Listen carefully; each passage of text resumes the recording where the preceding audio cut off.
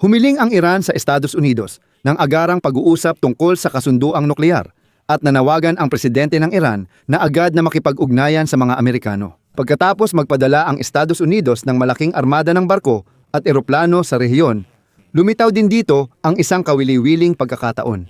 Noong Enero 30 dumating agad sa Moscow si Ali Larijani, kalihim ng kataas-taasang konseho ng pambansang seguridad ng Iran, para makipagkita kay Vladimir Putin at humingi ng tulong militar dahil sa paghahanda ng Estados Unidos sa pag-atake. Ayon kay Sergey Lavrov ng Russian Ministry of Foreign Affairs, mahalaga ang strategic partnership nila sa Iran, ngunit hindi sila sasali sa digmaan kasama ang Iran. Dahil dito, inalok ng Moscow sa Tehran ang serbisyo nila bilang tagapamagitan sa negosasyon sa mga Amerikano. Ipinagyabang ng Pentagon kung ilang barko at eroplano ang nakaabang sa hangganan ng Iran at handang umatake. Heto ang himala. Humiling ang Iran ng direktang negosasyon para mabawasan ang tensyon.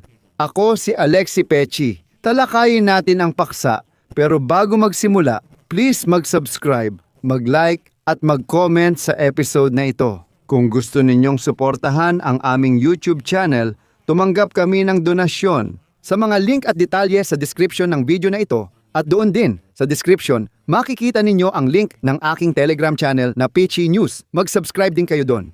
Sinabi ni United States President Donald Trump na seryoso ang Iran sa pakikipag-usap sa Washington kamakailan na maaaring humantong sa kasunduan para maiwasan ang pag-atake sa Republika. Sabi ni Trump, nakikipag-usap sa atin ang Iran at titingnan natin kung may magagawa tayo. May malaking fleet tayong pinapunta roon at sila ay nakikipag-usap.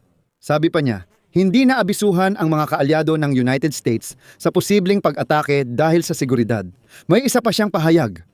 Kung sinabi ko sa kanila ang plano, parang sinabi ko na rin sa inyo, mga mamamahayag, o baka mas malala pa. Dapat makipagkasundo ang Iran ng kasunduang pipigil sa paggawa ng sandatang nuklear.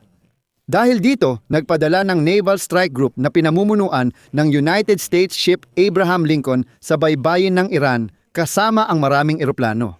At ngayong araw sa aking Telegram channel na Pechi News, inilathala ko mismo ang partikular na infographics na ito na nakikita ninyo ngayon sa inyong screen. Ipinadala na ng Estados Unidos sa gitnang silangan ang C-17 C-5 MC-100 at 30 transport aircraft hanggang 20 KC 135 at KC-46 tanker. Ilabing-isang A Communication Aircraft Reconnaissance, 135 reconnaissance aircraft at search and rescue aircraft. Sa unahan ay naroroon ang F-35A at EA-18G at dati nang gumagalaw sa rehiyon ang F-15 at EA-10. Pinagsama ng United States Navy ang United States S. Abraham Lincoln Carrier Group at Arleigh Burke-class destroyers sa Dagat Arabian. May mga American destroyer din sa Golpo ng Aman, Golpo ng Persia, Golpo ng Aqaba at Dagat Mediterranean. Nasa rehiyon din ang nuclear submarine na United States ship Georgia. Sa madaling salita, talagang seryoso ang armada, gaya ng nakikita ninyo sa mapa. Mula sa lahat ng panig na posible ay nakapwesto ang mga tropang Amerikano. At ayon sa ulat, ang buong armadang ito ay nakapwesto na sa Belarus sa kanilang mga posisyon para sa labanan. Iniulat na nais ni Donald Trump ng mabilis at matatag na operasyon laban sa rehimeng Ayatollah ng Iran nang hindi hahantong sa matagalang digmaan. Ayon sa ulat, hiling ito ng Saudi Arabia. Inutusan niya ang mga tauhan na gumawa ng plano para sa pagsalakay.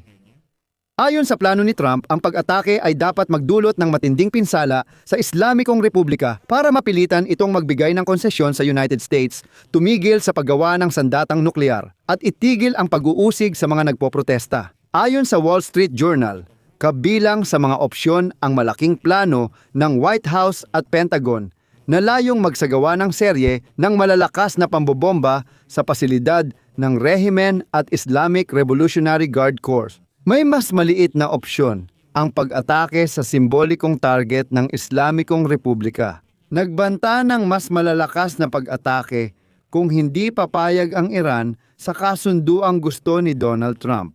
Una silang binomba ng kaunti, tiningnan kung magpapakumbaba, tapos inulit-ulit. Ngunit matatag pa rin ang mga Iranian sa kanilang pananalita. Sinabi ni Abbas Araghchi ng Ministry of Foreign Affairs ng Iran na posible lang ang negosasyon sa Washington kung mangangako ang Estados Unidos na hindi na aatakehin ang Iran. Nagbabala si Ali Khamenei na kapag umatake ang United States, magsisimula ang digmaan sa rehiyon.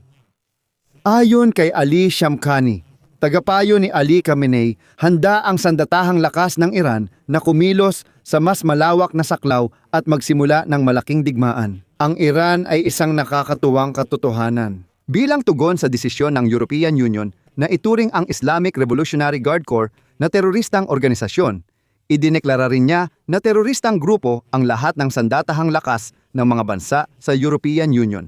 Tinawag nila tayong terorista, pati kayo.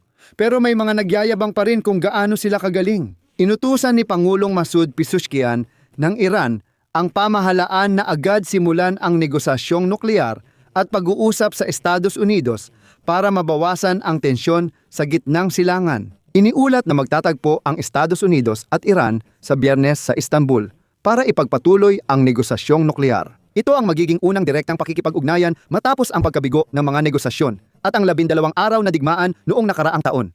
At dito pumapasok ang India. Napaka-interesanting pangyayari ito na nagpapaliwanag kung bakit muling pumayag ang Iran sa pag-uusap.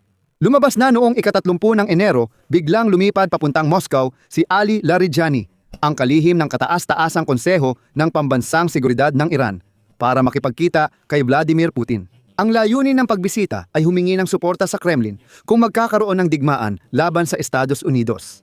Hindi isinapubliko ang detalye ng pagpupulong, pero ayon kay Kazem Jalali, embahador ng Iran sa Russia, tinalakay ang mahahalagang isyong panrehiyon, pandaigdigan at pinalawak na kooperasyon ng dalawang bansa. Ayon sa mga source, humingi si Larijani ng tulong kay Putin dahil inaatake sila at magkaalyado sila na pumirma ng dokumento sa estratehikong partnership. Tulungan nyo kami tulad ng pagtulong namin sa inyo sa digmaan laban sa Ukraine. Nagpadala kami ng Shahed, mga Raker at teknolohiya. Sana matulungan nyo rin kami. Sa huli, umalis si Larijani sa Moscow na walang nakuha at pagbalik sa Tehran, agad na nawagan si Pangulong Pezeshkian ng Iran na maghanda sa negosasyon kasama ang mga Amerikano. Dapat aminin, hindi iniwan ng mga Ruso ang Iran dahil hindi nila iniiwan ang kanilang mga tao. Tandaan nyo ba?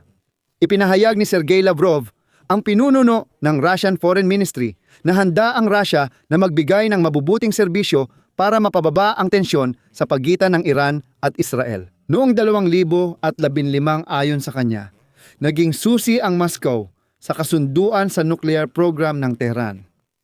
Si Lavrov ay diretsahang nagpahiwatig na handa silang tumulong sa salita, pero sa gawa, syempre, hindi sila makikialam. Para saan pa, kailangan pa ba nating makipagdigmaan sa mga Amerikano? Syempre, sa salita, kapanig namin kayo.